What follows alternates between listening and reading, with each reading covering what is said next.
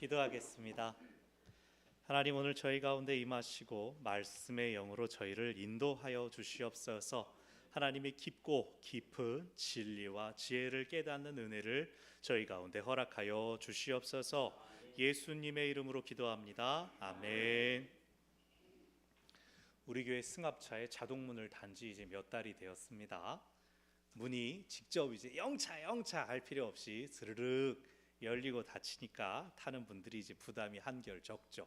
그리고 이제 얼마 전에 발판도 달아서 문 열리면 발이 쭉 나오고 탈 때 탕 문 닫히면 저절로 쇽 들어가서 누군가 아유 이거 되게 귀한 대접 받는 것 같다 말씀하신 걸 들었습니다. 근데 이제 얼마 전부터 날씨가 좀 쌀쌀해지면서 문이 꽉 안 닫히는 일들이 생긴 겁니다.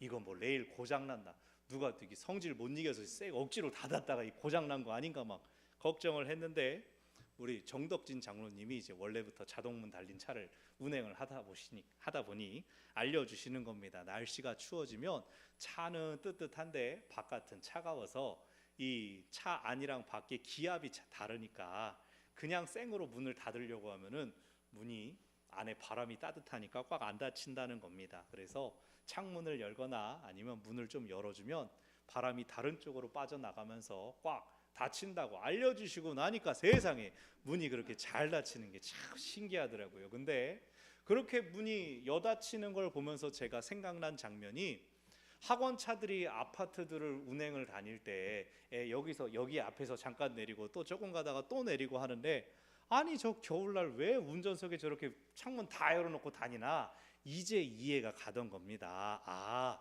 문이 자동으로 펑 닫혀야 되니까 항상 자기는 창문 내려놓고 자주 타고 내리는 곳에서는 그렇게 운행을 했었구나. 몰랐던 것을 알게 되니까 그 전에 이해 안 됐던 것들이 또 보여지는 눈이 열리게 되었습니다. 오늘부터 12월까지 우리는 욥기서의 말씀을 묵상합니다. 욥기는 잘 알려져 있는 책입니다. 욥기 안에 무슨 일이 일어났는지 다들 알고 있습니다. 그런데 막상 이해하려 그러면, 설명하려 그러면 또 이렇게 어려운 책이 없습니다. 보통은 고난당할 때 욥기를 읽으면 도움이 될 거야 라고 우리가 편하게 말하지만, 물론 그렇게 위로를 받는 분도 계실 수 있습니다. 그런데 사실 그렇습니까? 욥기가 막 어려울 때, 막 고난 당할 때 막 욥기를 읽으면 술술술 이해가 됩니까? 그렇지 않습니다. 욥기는 응급처치 같은, 구급상자 같은 그러한 책이 아닙니다. 오히려 여러분 이제 예배 후에 재직회를 통해서 확인하시겠지만 작년보다 풍성해지고 넉넉해져 있는 이 때에 우리 교회가 회복의 물길을 타고 점점 더 올라가고 있는 이 때의 말로 욥기서를 읽어야 합니다. 즉 욥기는 어려운 때 읽는 말씀이 아니라 올라갈 때 읽는 말씀입니다. 욥기에는 오늘 설교 제목처럼 더 높은 지혜가 담겨져 있습니다. 우리가 욥기를 묵상하면서 보다 더 깊은, 보다 더 지혜로운 믿음을 갖기를 바랍니다. 하나님에 대하여, 기도에 대하여, 신앙에 대하여 더 높은 지혜로 나아가는 은혜가 있으시기를 바랍니다. 최근에는 학계에서도 욥이 역사적 인물이 아니다, 이 책도 역사적인 책이 아니다 라는 점에 동의합니다. 욥기의 장르는 잠언이나 전도서처럼 지혜 문학 작품에 속합니다. 그래서 욥이라는 한 인물이 당하는 일, 그리고 그 일을 당하여 친구들과 나누는 대화를 통해 인간 사회와 하나님에 대한 진리를 드러내는 것을 목적으로 합니다. 그러니까 가상의 한 인물, 가공적인 인물, 보통 사람들에게서 찾아볼 수 없는 이상적인 한 인물을 그리는 다음에 역시 그가 보통 사람들이 겪기 어려운 폭력에 가까운 고난을 그 혼자 다 짊어지게 합니다. 그리고 그 고난에 대해 하나님께서 무엇을 알려주시는가, 그것이 욥기의 내용입니다. 여러분 욥기 여러 번 읽어보신 분들 계실 겁니다. 끝에 가서 욥이 회개합니까? 막 잘못했어요, 하나님 용서해 주세요. 그러니까 하나님이 내 죄를 사하노라, 다시 채워주겠노라. 하나님 그럽니까? 그러지 않습니다. 하나님이 나중에 사실 너한테 이런 고난 이유를 닥친 이유는 그러면서 막 구구절절 설명하십니까? 그런 내용 욥기에 없습니다. 그저 하나님은 하나님이시라는 것만 알려주십니다. 우리가 이 전까지 열왕기상의 말씀을 묵상해 왔습니다. 열왕기의 신학은 단순합니다. 하나님 말씀대로 살면 복을 받는다. 하나님 말씀대로 살지 않으면 벌을 받는다. 단순 명쾌합니다. 아주 시원합니다. 세상에서도 권선징악, 인과응보 이런 말들이 있지 않습니까? 착하게 살면 복을 받고 나쁘게 살면 벌을 받는다.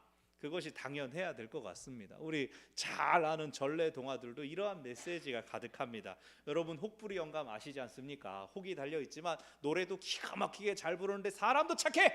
이 혹부리 영감이 한 번은 밤에 나무를 하다가 아뿔싹 폐가에 들어가서 잠을 자려는데 거기가 도깨비 클럽이었던 거죠. 거기서 도깨비들을 속여 먹고 도깨비들한테 그러니까 사기를 쳐서 혹도 떼고 부자도 돼가지고 돌아옵니다. 원래 착하게 살았으니까 복을 받았다 이겁니다. 근데 그 얘기를 들은 나쁜 영감탱이, 그러니까 할아버지도 아니고 어르신도 아니고 나쁜 놈은 영감탱이가 자기도 한번 그러겠다고 갔더니 어땠습니까? 착한 할아버지한테 속았던 도깨비들이 이를 갈고 있다가 네가 또 왔구나 그러면서 모든 벌을 고난을 그 나쁜 영감한테 뒤집어 씌웁니다. 이 얘기를 들으면서 아무도 아유 불쌍하다 그냥 왜 그때 갔어 그 사람 보고 안타까워하지 않습니다.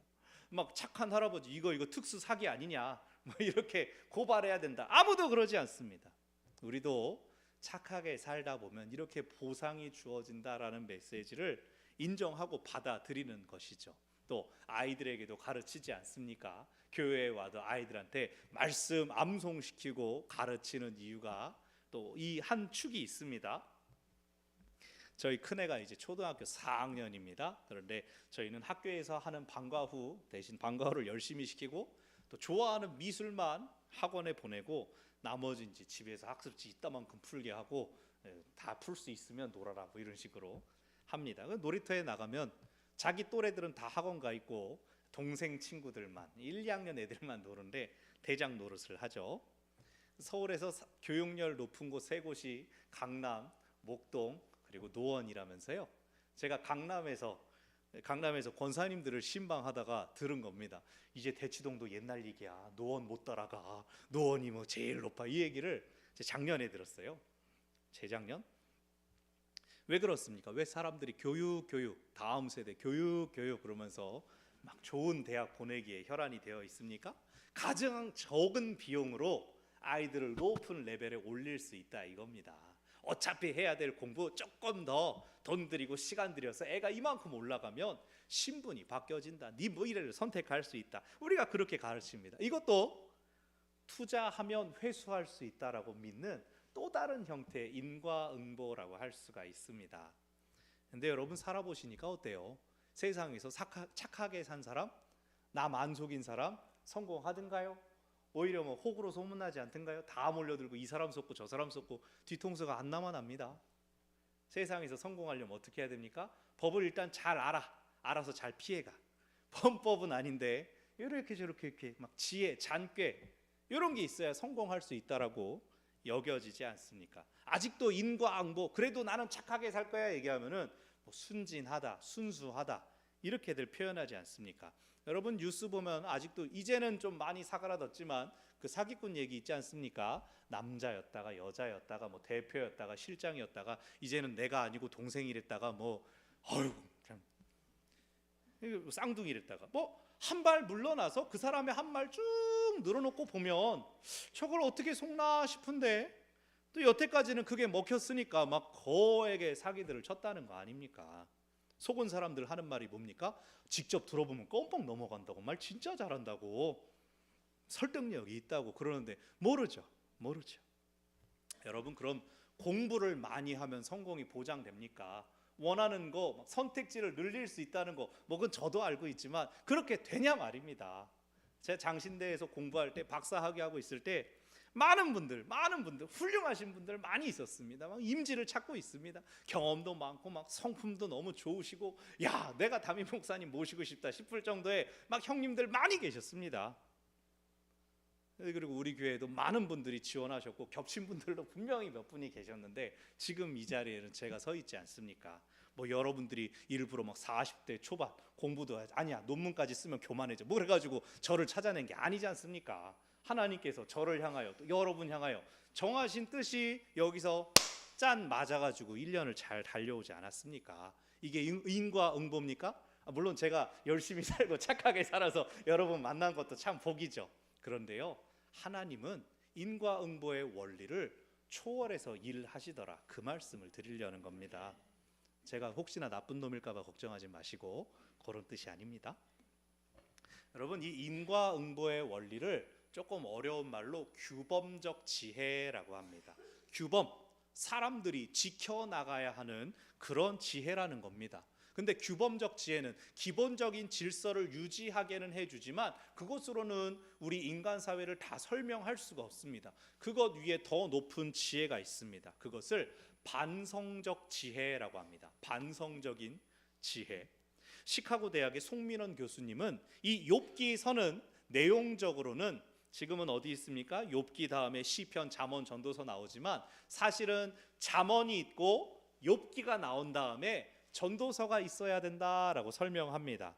무슨 말이냐면 잠언은 철저하게 규범적인 지혜를 가르칩니다. 잠언은 이렇게 말합니다. 여호와를 경외하는 것이 지혜의 근본이다. 그래서 여호와를 경외하는 자는 지혜로워진다. 세상에서 복받고 장수하고 풍성함을 누릴 것이다. 우리가 이 말씀 약속으로 붙잡고 예배하고 기도하고 주일 성수하지 않습니까? 그런데 예배하는 모든 사람이 복받고 형통하지는 않지 않습니까? 똑똑하지도 않을 때도 있고, 아무리 예배하고 기도해도 삶의 변화가 없는 것 같으니까 또 어떨 때는 교회 떠나서 저 기분 전환하고 마음 내키면 교회로 돌아올게요 하는 분들이 있습니다. 그 대신에 이제는 이렇게 말씀을 드리십시오. 욥기서 한번 읽어봐. 욥기 말씀 한번 묵상해 봐. 왜냐하면 규범적 지혜를 뛰어넘는 지혜가 욥기에 담겨져 있기 때문입니다. 하나님은 규범에 갇혀서 일하시는 분이 아니라 언제나 예외 가운데에도 일하실 수 있다. 욥이 보여주는 것처럼 의로운 사람도 고난을 당할 수가 있다.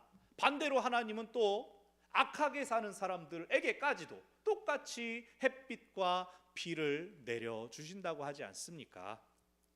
그래서 잠언 다음에 욥기를 묵상한 뒤 전도서로 가게 되면 그 예외 상황들조차도, 아니 그럼 하나님 마음 아니냐, 하나님 뜻대로 그냥 제멋대로 하시면 우린 어쩌란 말이냐, 그것이 아니라 모든 것이 지나고 났을 때 우리 눈에 모든 것이 헛되고 헛되니 헛되고 헛된 것 같을지라도 시간을 다 지나고 어떤 시점에 돌아봤을 때에는 그 모든 것들이 이 규범적 지혜와 반성적 지혜를 초월하여 더 크게 우리를 둘러싸고 있는 것을 깨닫게 됩니다. 그때 부르는 찬송이 모든 것이 은혜, 은혜, 은혜임을 고백할 수 있게 된다는 것이죠. 오늘 본문에 나오는 욥은 규범적 지혜의 화신 같은 인물입니다. 1절을 보면 일단 욥은 우스 땅에 살고 있었는데, 우스 땅은 메소포타미아 지방, 지혜로 유명한 동방 지역에 살고 있었습니다. 동네도 지혜로운 동네인데 그 사람은 온전하고 정직하여 하나님을 경외하며 악에서 떠난 자, 악을 멀리한 정도가 아니라 악을 끊어버린 자, 떠난 자로 소개되고 있습니다. 그 복받은 증거로 많은 자녀들이 있었고 또 많은 재물들을 가지고 있었습니다. 게다가 3절 끝에 동방 사람 중에 가장 훌륭한 사람이었다라고 하는데 이것은 가장 지혜로웠다라는 뜻이기도 합니다. 그 자녀들, 4절을 보면 자녀들은 서로 우애가 돈독해서 말썽을 부리지도 않고 함께 잔치하며 서로를 잘 챙겼습니다. 5절, 그리고 욥은 그 자녀들을 위하여 항상 예배하며 기도하는 사람이었습니다. 그 5절 끝에 그의 행위가 항상 이러했다라고 해서 그는 원래부터 그랬다, 그는 타고난 모범생과 같은 타고난 경건한 사람이었다라고 욥기는 전하고 있습니다.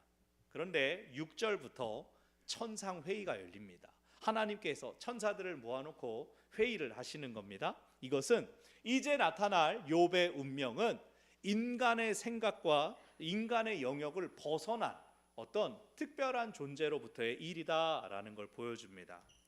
6절을 보니까 사탄이 하나님의 아들들과 나란히 서 있습니다. 이거 나중에 예수님이 시험하는 그 사탄 말인가? 사탄이 욥기에 등장하는가? 아니요. 여기 나오는 사탄은 고유 명사가 아니라 일반 명사입니다. 히브리어로 핫사탄이라고 해가지고 사탄아 고발하는 자, 고발하다라는 그 역할을 하는 천사가 거기 있었다는 뜻입니다. 예수님께서 부활하셔서 제자들 만나 주셨을 때 다른 제자들이 세상에 예수님 부활하셨구나 할렐루야 다 찬양하는데 한 녀석이 그러죠. 그 손가락에 구멍 넣어봐야 알지. 어떻게 믿어? 난 내가 나오지 않으면 안 믿을 거야. 누가 그랬죠? 도마가 그랬습니다. 도마가 귀신 들려서 그랬습니까? 아니요. 분명히 봐야 믿는다라고 말하는 사람이었죠. 그리고 그 앞에 예수님 나타나셔서 손 넣어봐라 하시지 않았습니까? 여기 나오는 것도 마찬가지입니다. 이것을 문자 그대로 받아들여서 아무리 문학 작품이지만 하나님께서 사탄한테 자, 욥 가지고 놀아라 이런 거 절대 아닙니다. 하나님은 결코 당신의 사람들을 악한 세력에 넘겨주지 않으십니다. 여러분 여기서 이것을 꼭 기억하시기 바랍니다. 악한 영이 우리한테 임해서 우리가 넘어지는 게 아닙니다. 악한 영이 우리의 막 목을 걸고 축복을 못 받게 하는 것이 아니란 말입니다. 하나님이 우리를 보호하시다가 뭐 잠깐 한눈 팔았습니까? 악한 영 하나님 막 결탁해가지고 걔는 안 넘어가 그럽니까? 아니라는 거예요. 하나님은 결코 우리를 내버리지 않으셔요. 로마서 8장에 바울이 말하지 않습니까? 죽음도 생명도 천사도 그 어떤 것도 그리스도 예수 안에 있는 우리를 향하신 하나님의 사랑에서 우리를 결코 끊을 수 없느니라. 우리는 하나님의 사랑에 든든히 붙들려 있습니다. 악한 영이 우리에게 할 수 있는 건 우리로 두려운 마음을 품게 하는 정도지 우리한테 물리적으로도 영적으로도 해악을 끼칠 수 있는 것이 아닙니다. 우리의 넘어짐, 지침, 낙심, 절망, 상함, 가난 그 모든 것들은 하나님의 손에 달려 있습니다. 하나님의 주권에 달려 있습니다. 이것을 기억하시기를 바랍니다. 자, 오늘 이 천상회의 장면에서 하나님께서 천사들을 쭉 모아놓고 야, 잘 지냈냐? 재밌는 거 있었냐? 물어보시다가 이제 이 고발자한테 너는 뭐 하다 왔니? 물어보니까 고발자가, 사탄이란 말 안 쓰고 고발자라고 하겠습니다.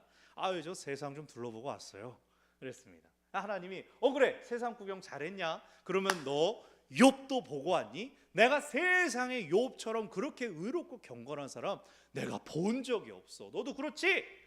라고 했는데 이 고발자가 그렇게 받으면 감사해서라도 그렇게 살겠죠. 이렇게 대답하는 겁니다. 나라도 그거 받았으면 그렇게 살 거예요. 받은 게 있으니 그렇게 사는 거 아닙니까? 라고 대답합니다. 그러면서 이게 인과응보의 원리 아닙니까? 규범적 지혜가 그한테 성취된 거 아닙니까? 그 사람도 그거 없으면 하나님 욕할걸요? 하나님이 그런데 그럴까? 어디 한번 두고 볼까? 그렇게 해보자 라고 하십니다. 하지만 그의 몸에는 손을 대지 말아야 된다. 이래서 욥의 고난이 시작됩니다. 자, 다시 말씀드리지만 고발자는 악한 영이 아니에요. 신약에 나오는 예수님 시험하는 사탄이 아니에요. 그냥 천사입니다. 즉 욥의 고난은 하나님께서 주셨다는 겁니다. 욥은 누가 보아도 심지어 하나님 보시기에도 의로운 사람이었습니다. 어떻게 이런 평가를 받을 수가 있겠습니까? 인과응보의 원리에 의하면 욥은 고난을 당한 건덕지가 없었던 사람이라고요. 그럼에도 하나님은 그가 받았던 복을 거두어 가십니다. 그리고 그에게 고난을 주사 그를 시험하십니다. 왜요?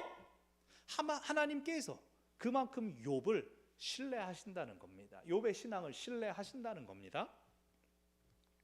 과거에 유명한 최건능 목사님이라는 분이 있었죠. 최건능 목사님이 내가 더 많은 사람한테 빨리 복음을 전해야 되는데 어떻게 할까 하다가 그 유명한 구호를 만드셨죠. 예수 천당 불신지요. 사람들이 많은 곳을 지나가면서 일부러 예수 천당 불신지요 그러면 뭔 소리요? 그러고 사람들이 모여들면 그때 하나님이 세상을 이처럼 사랑하셔서 그러면서 절절절 복음을 말씀하셨습니다. 근데 이 구호가 하나님을 믿지 않으면 지옥에 떨어질 거다라고 하는 경고나 으름장이 아니었습니다. 함께 이 좋은 하나님 믿자, 예수 믿고 천국 가자, 초청의 메시지, 영원한 생명으로 구원으로의 초청의 메시지였습니다. 그런데 죽어서 천국 가는 거 살아있는 사람한테 보여요? 저기쯤 가시는 것 같은데 뭐 이렇게 하시는 분 없잖아요. 경제 성장기에 들어서면서 이 구호가 바뀌게 되었습니다. 예수 믿으면 구원도 받고 돈도 많이 벌고 건강해지고 오래오래 삽니다. 죽어서만 좋은 게 아니라 지금도 좋습니다 라고 합니다. 훨씬 구체적이고 실제적이죠. 실제로 경제 성장기에 한국 근대에 은행 금리가 막 16%, 20% 막 그러니까 돈 있는 사람들 은행에 돈 넣어놓으면 많이 부자가 되는 일들이 있었죠. 교회 가면 술, 담배, 도박하지 말아라 가르치니까 아 나쁜 건 끊어야겠구나 하니까 사람이 몸에 좋은 것만 하니까 몸도 좋아지는 거죠. 유흥비 나갈 거 이제 저축하거나 다른 일로 돌리게 되니까 실제로 삶이 변화됐던 것이 한국 근대기의 그 전도 교회 부흥의 역사의 한 모습이었습니다. 그런데 삶이 점점 더 복잡해졌습니다. 오늘날 고도화된 현대 사회에서는 이 말도 이젠 통하지가 않습니다. 하나님께서 안 도우신다 이 말이 아닙니다. 규범적인 지혜, 진리의 말씀들 오늘날에도 여전히 유효합니다. 하나님께서 당신을 경외하는 사람들 새 힘을 주실 겁니다. 병을 고치시고 낫게 하시고 풍성하게 하실 것입니다. 오늘날 우리가 그것을 똑같이 믿음으로 고백합니다. 그러나 이제 우리는 규범적 지혜보다 더 높은 지혜를 향하여 우리의 생각과 마음이 열려야 한다는 것입니다. 그것이 욥기를 통해 우리에게 전해지는 것입니다. 내가 무언가를 잘 지키거나 혹은 무언가를 어긴다고 해서 나에 의해서 나의 복과 저주가 결정되는 것이 아니라는 겁니다. 하나님의 전적인 주권에 따라 우리가 높아지기도 하고 낮아지기도 한다는 겁니다. 더 놀라운 건 당장 볼 땐 우리가 낮아진 것 같아도 당장 높아진 것 같아도 그 모든 굴곡들이 시간이 흐르고 봤을 때 우리를 성숙시키는 큰 계획이 된다는 것입니다. 반성적 지혜, 반성적이라는 말은 우리가 상황 자체에 몰두되는 것이 아니라 그 상황을 열어주신 하나님의 뜻이 무엇인지 성찰하게 해준다는 뜻입니다. 우리가 표면적인 것, 눈에 보이는 것에 함몰되는 것이 아니라 그 뒤에 감추어져 있는 하나님의 뜻, 하나님의 지혜가 무엇일까를 탐구하게 한다는 것입니다. 예수님께서도 이러한 반성적 지혜로 사람들을 일깨우셨습니다. 나면서부터 앞을 못 보는 사람을 보고 사람들은 다 말했습니다. 물어봤습니다. 아이고 저 불쌍한 사람 저거 저 사람 죄입니까? 저 사람 부모가 지은 죄 때문입니까? 근데 예수님은 원인이 아니라 결과를 보게 하셨습니다. 하나님의 영광을 드러내기 위함이다라고 하신 다음에 그 사람을 다시 보게 하셨습니다. 그 사람이 앞을 보게 되자 누구 때문에 앞을 못 봤는지는 문제가 아니게 되었죠. 베드로가 예수님께서 용서하란 말씀을 해주시니까 예수님 한 7번이면 진짜 용서 잘하는 거죠. 저 멋있죠. 착하죠. 7번을 할래요. 예수님이 뭐냐 7번씩 70번 곱하기 70번 해봐라. 뭡니까? 490번만 하면 됩니까? 저 어제 3번 한 것 같으니까 487번? 아니요. 횟수가 중요한 것이 아니라 무조건 받아주고 용납해주는 용서, 사랑 그것을 가르쳐 주셨습니다. 그리고 그것은 장차 예수님을 통하여 모든 사람에게 부어질 하나님의 사랑이었죠. 예수님께서 사랑하는 친구 나사로가 병들었다는 소식을 들었습니다. 예수님께서 당장 가서 고쳐주실 수도 있었고 혹은 예수님은 명령만 하셔도 나사로를 고치실 수 있었을 것입니다. 그러나 예수님은 일부러 지체하셨습니다. 이틀을 더 머물러 계시다가 나사로가 죽었다는 소식이 들리자 그때서야 찾아가셨습니다. 사람들은 예수님께 말했습니다. 예수님 왜 이제야 오셨습니까? 예수님이 계셨으면 죽지 않았을 겁니다. 예수님은 병을 고쳐줄 수 있는 것을 우리는 믿고 있었단 말입니다. 훌륭한 믿음 아닙니까? 정확한 믿음입니다. 맞는 말입니다. 예수님은 모든 질병을 고치실 수 있는 분입니다. 그러나 그들은 규범적 지혜의 한계에 갇혀 있었다는 겁니다. 예수님 어떻게 하셨죠? 무덤 문을 열게 하신 뒤에 하나님 아버지께 감사 기도를 드렸습니다. 나사로야 나오라! 그러자 무덤에서 죽은 나사로가 나오지 않았습니까? 무엇을 드러내셨습니까? 예수님은 병만 고쳐주시는 분이 아니라, 그 규범적 지에 갇혀있는 분이 아니라 예외적인 상황, 생명을 주시는 분이심이 나타났습니다. 다시 말씀드리지만 규범적 지혜가 낮은 것이다, 이제는 쓸모없다, 그런 뜻이 아닙니다. 우리가 약속의 말씀을 붙들고 기도하는 것은 분명히 규범적 지혜가 있기에 가능합니다. 그러나 거기에만 매달려 있다면 우리는 나중에 찾아오는 욥의 친구들 같은 오류를 범하게 됩니다. 모든 것을 잃어버린 욥을 위하여 달려온 친구들, 잔소리꾼들, 허례허식에 가득 찬 사람들, 위선적인 사람들 아닙니다. 그 사람들 진짜 훌륭한 사람들이고 정말 좋은 친구들입니다. 그러나 욥에게 건네는 그들의 말, 그들의 지혜는 규범적인 지혜들이었습니다. 그래서 욥의 실제적인 상황을 다 품을 수가 없었습니다. 왜요? 욥의 고난은 하나님께서 주신 것이기 때문입니다. 예외 상황이었기 때문입니다. 나중에 하나님께서 욥한테 짜잔, 지금까지 몰래 카메라 했습니다, 복을 더 부어드리지요, 보상해드리겠습니다. 하나님 안 그래요? 하나님 갚아주시긴 하죠. 근데 욥한테 아이고 그냥 그 천사 하나가 말이지 사정 설명하지 않아요. 그저 하나님이 얼마나 크신지, 사람은 얼마나 연약하여 하나님의 크심을 알 수 없음을 가르쳐 주실 뿐입니다.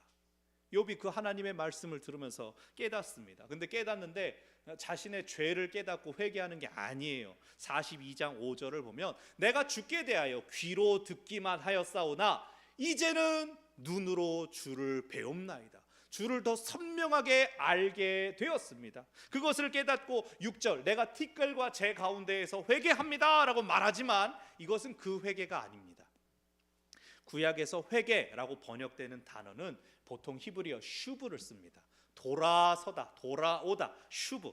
그런데 여기 욥은 회개한다라고 할 때 나함이라고 합니다. 나함은 후회하다 혹은 위로를 받다, 두 가지로 다 쓸 수가 있습니다. 즉 욥은 하나님의 말씀을 들었을 때에 아하, 내가 하나님에 대해서 잘못 알고 있었구나, 그것을 후회합니다. 하나님에 대해 내가 충분히 안다고 생각했는데 아니었네, 후회합니다. 또 한편 티끌과 재 가운데 앉아있지만 하나님으로 인해 위로를 받습니다. 그가 그렇게 고백합니다. 왜요? 하나님을 더 알게 됐거든요. 하나님이 규범 속에 인과응보에 갇혀 계시지 않는 분이라는 것을, 그의 모든 것을 빼앗긴 다음에 알게 되었습니다. 그것으로 인해 욥이 위로를 받습니다. 하나님이 하나님이신 것을 알게 되는 것, 처음부터 하나님의 관심은 거기에 있었습니다. 하나님은 욥이 하나님을 더 알기를 원하셨습니다. 하나님이 욥을 아는 것만큼은 이르지 못하더라도 욥이 하나님에 대해 귀로 듣는 것보다 더 선명하게 눈으로 보는 것처럼 알기를 원하셨습니다. 하나님은 오늘 우리에게도 마찬가지입니다. 하나님은 우리가 하나님을 더 알기를 원하십니다. 우리가 하나님을 아는 지식으로 자라나기를 원하셔요. 여러분, 하나님께서 우리에게 복 주시기를 원하실까요? 아멘. 하나님 우리에게 복 주시기 원하십니다. 하나님께서 우리를 풍요롭게 채워주시기를 원하실까요? 아멘. 하나님 그렇게 원하십니다. 그런데 하나님께서 더 원하시는 건 뭐라고요?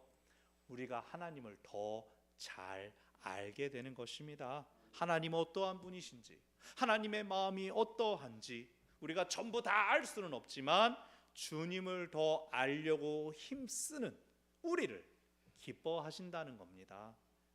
그래서 사람의 관점으로는 이해하기 어렵지만 욥의 고난은 그를 성숙시키는 과정이 되었습니다. 하나님이 어떠한 분이신지를 알게 했습니다. 욥기는 지혜 문학입니다. 욥은 가상의 인물입니다. 그러나 오늘 우리가 살고 있는 이 시대에 욥과 같은 고난을 겪고 있는 사람들이 실제로 존재합니다. 먹고 살 걱정, 거주에 대한 불안, 질병으로, 사고로 고통받는 이들을 향해서, 혹은 저 멀리 전쟁으로 인하여 내일을 꿈꿀 수 없는 그 어린이들을 향하여서 하나님이 당신을 성숙시킵니다, 할렐루야, 이렇게 말할 수가 없습니다. 그저 지금 그래도 감사를 기억하고 하나님을 신뢰하는 우리의 지금, 이 말씀들을 통하여 하나님의 본심이 무엇인지를 간직하시기를 바랍니다. 우리가 두 가지를 기도해야 됩니다. 첫 번째, 우리가 하나님 잘 알고 하나님을 절대적으로 신뢰하게 하여 주십시오. 두 번째는 모든 사람이 하나님을 알고 하나님을 신뢰하게 하소서. 하나님은 모든 사람이 하나님을 알기를 원하십니다. 하나님 안에 있는 그 풍요로움을 누리기를 원하십니다. 그것이 십자가와 부활을 통해 이미 완성하신 구원의 약속입니다. 말씀을 정리합니다. 어느 때든지 우리가 기억할 것은 하나님은 우리가 성숙하기를 원하셔서 실제로 우리를 성장시키십니다. 성숙시키십니다. 온 천지 만물의 주인이신 하나님께서 우리의 성숙을 위하여 모든 방법을 사용하십니다. 우리에게는 그것이 때로는 당장 손해보고 당장 괴로움을 겪게 하는 것처럼 느껴질 때가 있습니다. 그러나 그것이 우리를 성숙시키시는 하나님의 과정이라는 것을 기억한다면 우리는 고통과 연단 속에서도 감사할 수 있습니다. 그러니 더 높은 지혜, 우리의 상식과 우리의 생각 위에 있는 더 높은 지혜를 사모하시기를 바랍니다. 완전하신 하나님, 하나님의 완전하신 뜻이 우리를 그분의 온전함으로 인도하고 자라나게 하실 것입니다. 기도하겠습니다. 고맙고 감사하신 하나님 아버지, 우리의 모든 삶이 하나님께 속하였으며 하나님의 은혜로 저희가 살아갑니다.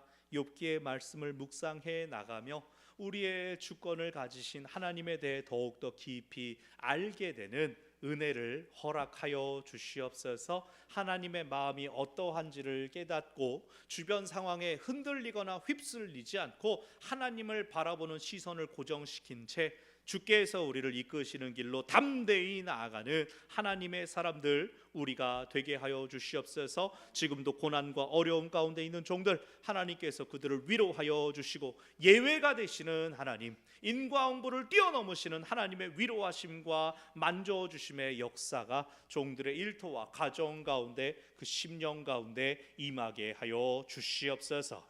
예수님의 이름으로 기도합니다. 아멘.